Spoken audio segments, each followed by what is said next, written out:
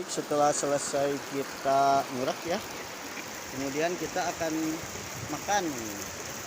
Nah ini ya, jadi belutnya kita sebagian goreng Hari yang mantap. buat makan, dan ini kita buat ngopi ya airnya.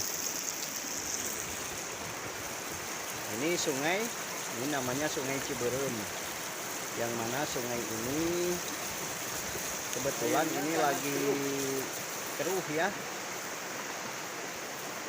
Sepertinya ada banjir di sebelah girang ya. Nah ini tuh. Tapi sungai ini memang mengandung aroma bau ya. Jadi bau ini apa, aci, jadi ongok namanya teh yang ngaranna teh limbah ya, limbah aci itu. Jadi bau, tapi ini banyak ikannya dan banyak sekali terdapat lubang. Wih.